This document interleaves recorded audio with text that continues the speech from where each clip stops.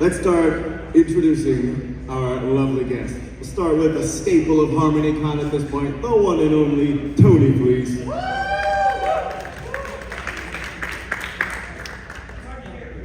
Tony! Tony, Tony, Tony, Tony, Tony. There he is. Hello. All right.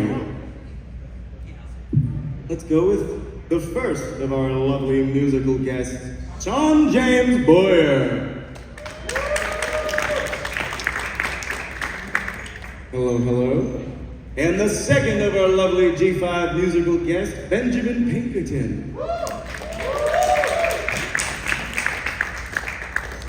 Hello, hello, hello, hello. And last but certainly not least, the one and only voice of our favorite little alicorn, Sunny Star Scout, Jenna.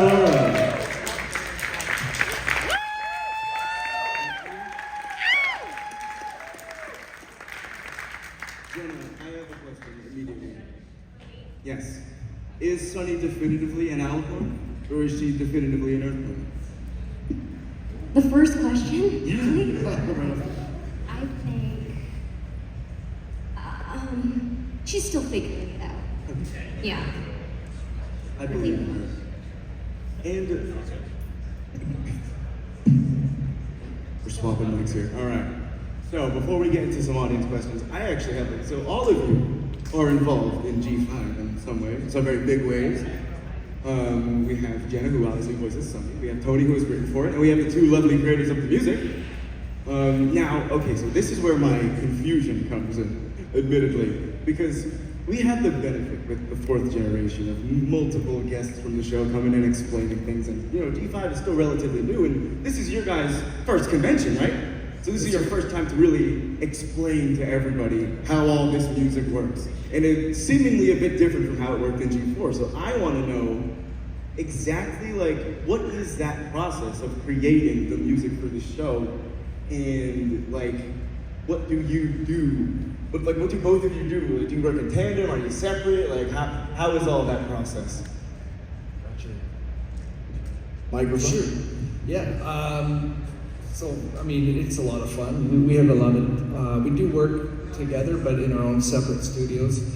We work a lot with the executive producers and have a lot of meetings with them and talk about music and in terms of writing themes. And, you know, I work in my own studio, and then Ben and I, we share the Dropbox link where we post all of our music, and we kind of work that way. We established a pretty good process doing that, and yeah, we just divided. It's good to know.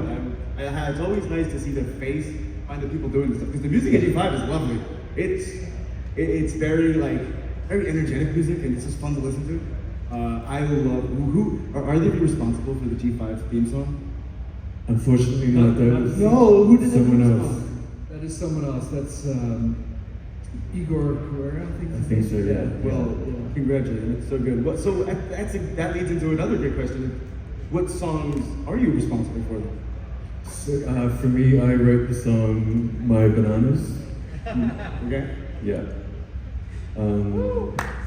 Thank you. It was a great song. I think it's some of my best work. But the song, there's a whole other song team, and they do a fantastic job. They've written some of the catchiest tunes I've ever seen on TV. Oh yeah. Yeah. You know, they could live on their own outside of Pony. They're just so good. Yeah. Do you guys work the melodies from those songs for sometimes? And then we get the privilege of, we get those songs, we get all the stems, you know, all the building blocks of the songs, and we get to work them into the score as well.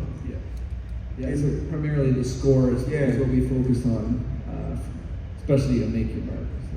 There was one scene in the score that really I thought was fantastic. It's when they enter the dragon area for the first time, and it's Gotcha. big. I thought that was lovely. Combined with the cinematography and the music, that was one of those moments I was like, That's a nice moment. that's good. So, I think we should open up to the audience now, don't you? Sure. So, who would like to ask our lovely guests any questions? You can go up to the Q&A mic right there. You can form a line and ask away. Yeah, we can hear you. So this is for. So I attended your talk class last night about developing a score for the series and how you created different themes for the main characters, like the Mission Impossible strings for Zip and the mouth art boing boing for Izzy. I was wondering, how'd you come up with the theme for Misty, and has her theme changed over the series as her character evolved? Yeah. I think I did that one, yeah. So I think I started, did we do that in 2D before 3D? It started in 3D, yeah. I'm trying to think of the timeline. I thought I did it in 2D and then took it to 3D. Maybe you did. Yeah, so, so she was sneaking around, and so we wanted to make sure that that was part of the theme. And, she wasn't as evil as Opaline because, she still had a conscience. And so we definitely wanted to hit it with a bit of, she's kind of backstabbing the homies. Yeah, so we just wanted to get her sneaking around. We wanted to bring that out in the movie, bring that out in the music. Yeah, in the 3D series, she's more kind of, going behind everybody's back, and so there's more of a sneaky, kind of mysterious vibe to her theme, and then later it develops more into a theme that shows her empathy and really who Misty is. And it gets more sweeter and gentler. Yeah. Also, that banana bag is hilarious. Thank you. Cool. Oh, hello there, am I close enough to the mic? Hello. All right, hello there. I have a question for Jenna Warren, based on an exchange I had with Tony Fleeks yesterday.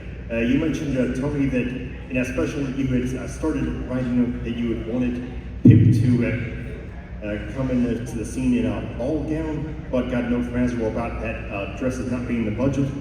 So my question for Jenna is, if there were no budgetary or technical limitations, and you could design an outfit for Sunny Star Scout to wear and either make your mark or tell your tale, what would it be?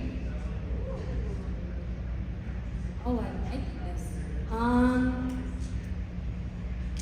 I feel like for one of the Halloween episodes, I feel like, what was that called? Nightmare?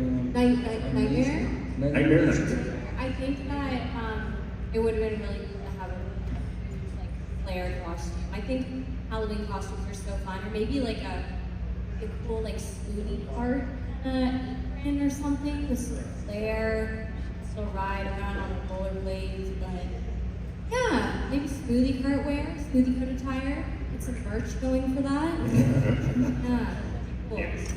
Always thinking merchandising. Exactly. I'm a hustler. Thank you. All right, so a question. Oh, wow, that was a lot louder than I thought. So, a question for you. As Sunny Star Scout, I want to ask, who is the best pony of the original 6 Heroes of Equestria, if you had to pick one? The original 6 Heroes of Equestria, so G4 made 6. I like Rainbow Dash and Twilight Sparkle. Woo! But also Nicole Oliver, so. Nicole Oliver is best pony, correct. Yeah, Nicole Oliver's best pony. All right. Hi.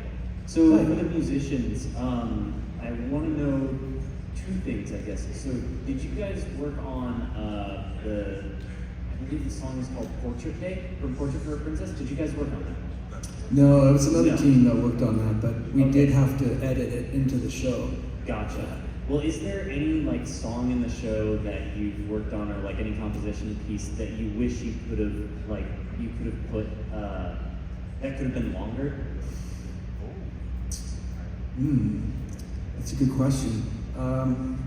So you could put any song that we wish could have been longer. Yeah, any songs that you worked on that you wish had like a longer version of it. Well, I had a lot of fun working on Opaline's scenes, and a lot of her themes. So I think it would be cool to do like a fully, flushed out a piece for Opaline. But even her opening song in 2D was awesome. Yeah. Yeah. I don't know if you guys remember that off the top of your head, but I think they nailed that villain song. I've heard it's one of the more popular ones. Yeah. Yeah, I wanted more of that song for sure. Yeah. Oh yeah. Yeah. Thank you. I also have a question for the musicians. Where do you guys draw inspiration for the songs between both Make Your Mark and Tell Your Tale? Go ahead, Mike. Well, I'm a huge fan of John Williams and John Powell, and so over the years, just listening to their scores, I listen to a lot of score soundtracks. So that's basically where I get my inspirations, and then I kind of put my own spin on it. Yeah, and for me, I don't know if you guys know the name Mark Mothersbaugh. He's done a bunch of stuff. He does all the Lego movies and I'm trying to think. Hotel Transylvania is one. Yeah, that stuff. Yeah, so he's great for the orchestral stuff. Yeah. And then the pop. I've always been a fan of pop music, so I find it really that comes natural to me to work the pop into the 2D. Yeah, so, and K-pop is actually a big inspiration for the 2D, yeah, because it's bright and upbeat and it works really well.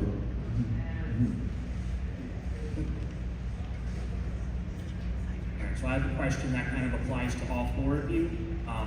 If you could take any one episode and change anything you wanted about it, whether it's something you had a hand in doing or not in that episode, what would you do?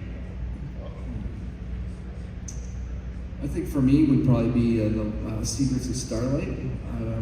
I found like that kind of had a lot of open-ended questions. I'd want to continue that story. Yeah. I'm trying to think.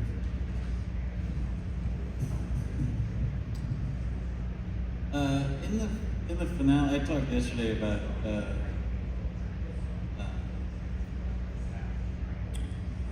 oh my god. Oh, Izzy was supposed to be like more badasser in the finale, but I think like when we wrote it, when Jillian and I wrote it, like they were like it was almost like a Marvel finale or something. Like they were like really hardcore, and I think through the course of like us rewriting it, sort of like refining it, it sort of came back into like they would always say make this more pony, and it got way more pony. But when I think about the original tape we had, where it was just like these ponies are going crazy on this lady. So I would have liked to see what that looked like. I guess as a general kind of thing, I wish the Dragonland made more of an appearance in the episodes. Yeah, it was very brief. Yeah, it was very brief, yeah. I have no idea. I don't know. I'm happy with how they are. It's perfect just how they are. Perfect just how they are. Yeah. What is the difference to y'all when you're creating content for a bad or evil character, whether you're composing, writing, drawing, voice acting? What is the inspiration? Is that? What's the difference in your approach if you're I creating gotcha. it for I a know bad character? writing music for bad people is so much fun. Yeah. Yeah, I love it. I just I fully get into it.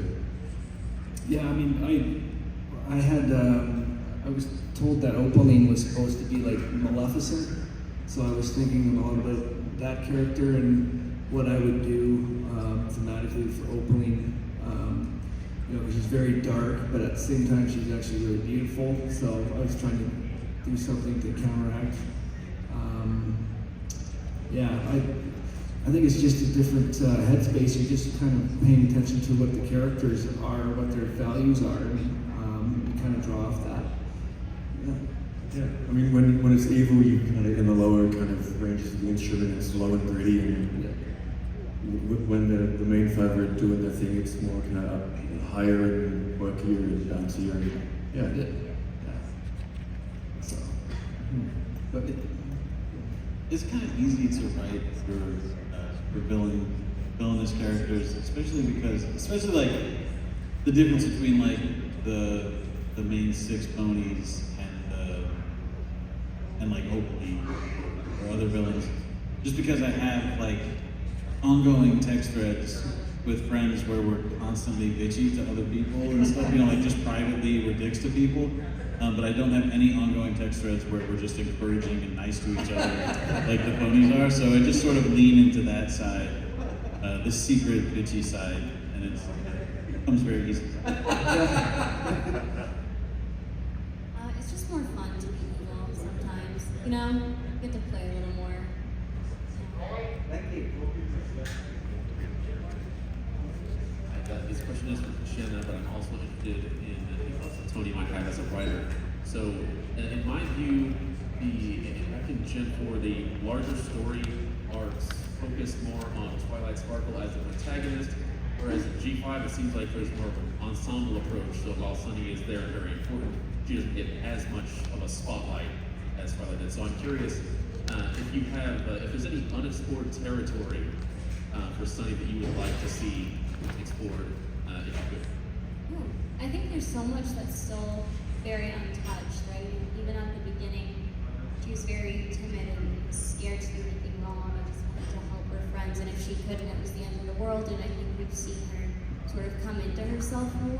And I think I said this yesterday, sort of find her voice a little bit more.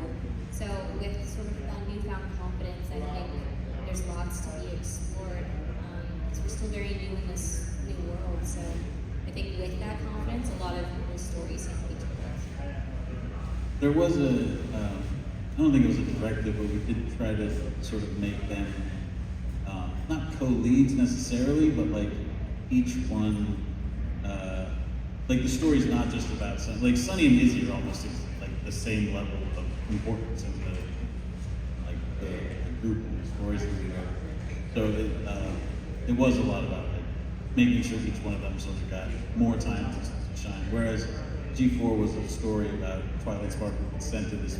She gets sent to this place and she discovers friendship through all these other people. So it is a story of her discovering friendship, whereas G5 is about like all these ponies discovering magic again together. Thank you. Hello again. So this is for all of you. What was your first initial thoughts when you found out that something that you were going to work on has this crazy, goofy fan base of teenage to adult people who are watching this show targeted towards little kids? What was your first reaction to knowing, oh, that's what a brony is? Jenna? I turned to my wife and said, "Have you heard of the bronies?" She had not. And we spent the next few minutes doing a little deep dive. learning the deep lore of this goofy coalition of Honestly, it's really fascinating. Yeah, it's cool. It is very cool. Oh, I agree. Did you guys all watch the documentaries and stuff? Like YouTube it and stuff? I do. I YouTube it. Yeah, I got the invite for Winnie City, and I didn't really understand what I was going to be invited to, and so I sat my roommates down and we put YouTube on the TV, and we watched a YouTube video from Harmonycon, and we were like, oh my god. Understandable I reaction. was like, what is this? But then I was like, sweet, let's go. Yeah, I knew, like when I started working on the Pony Comics, it was like a year after Bronies existed, so there wasn't that much information out. You know, it was a dark time for knowing about what Bronies were on the internet. So it was just like you would hear, there was just rumbling, so I had no real idea. Like I'd seen, I think like Dusty Cat might have been on YouTube. Oh yeah. But aside from that, there was not too much. I had to discover it in real life. That's fantastic. Cool. No, I actually had a lot of conversations with some Hasbro people about, targeting the show musically towards a certain age group.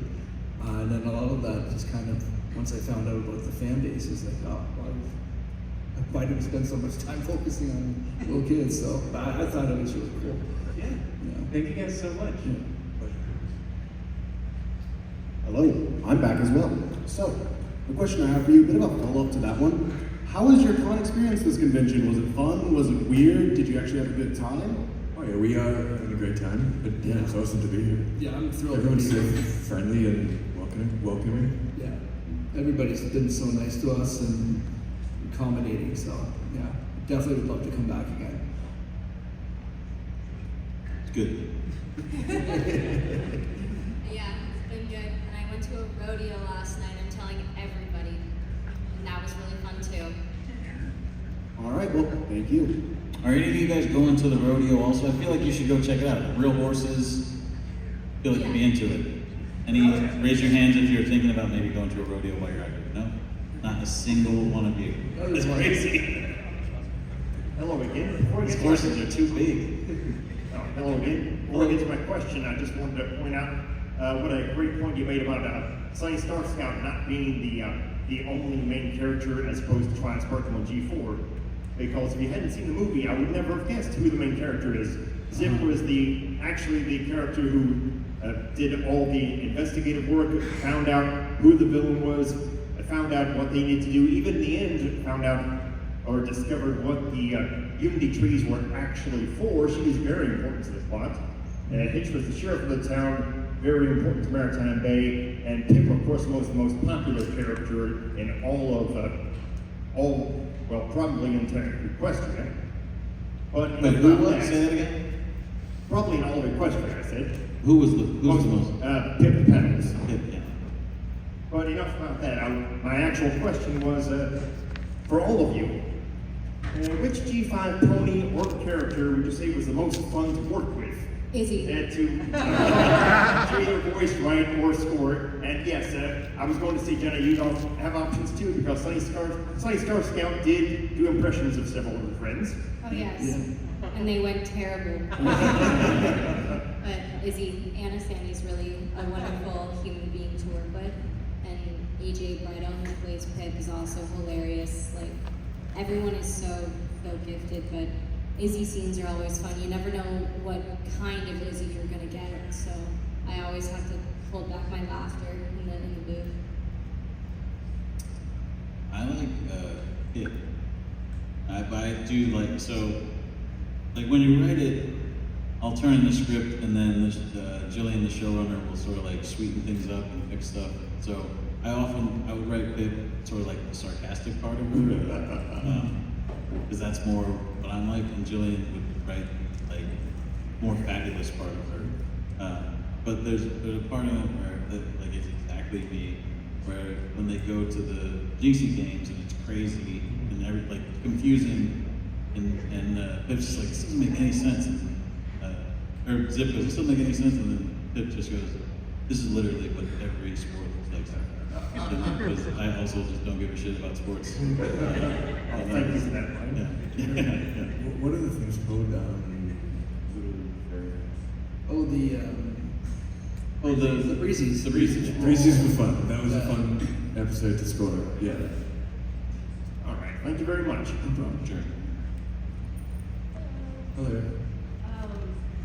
I had a question for all of you. If you guys had a preference in your field of work between working on like a show on MOP being a little more light and comedy heavy, or to work more on something that's serious and heavy, if you guys had a preference. I know it's all good. They're both different and they're both great. Yeah, I've done a lot of dark stuff, so I feel like doing a show like this where it's a lot happier and brighter is a good change. Yeah, it really was, absolutely.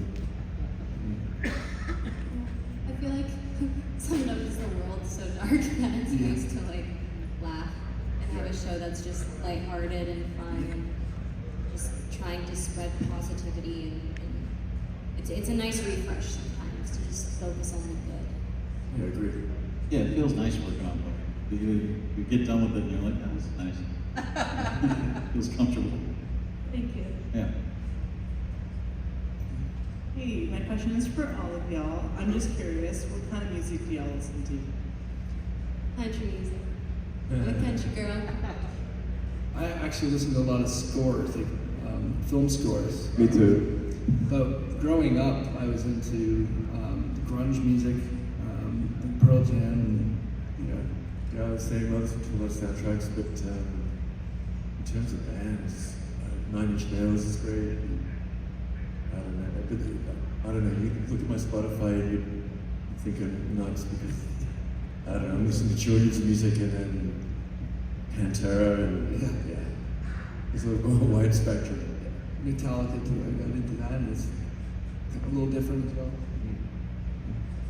I like all kinds of stuff, but mainly like gonna switch something on. I like soul music or rap music or 90s R&B. Nice. Thanks. The Phauxe and I are dividing and conquering. And I'm gonna go to the concert chat. Phauxe is going to something about Fallout to get a book signed. So yeah. I'm glad we went to the guest of honor panel, but I missed the high energy I usually get at a con. But everybody was really nice. Thanks so much for watching Phauxe and Krystal's Great Adventure at Harmonycon 2024. Please stay tuned for Harmonycon 2025, January 31st to February 2nd. We hope to see you there, and have a great year. Bye guys. Feel free to like, comment, and subscribe.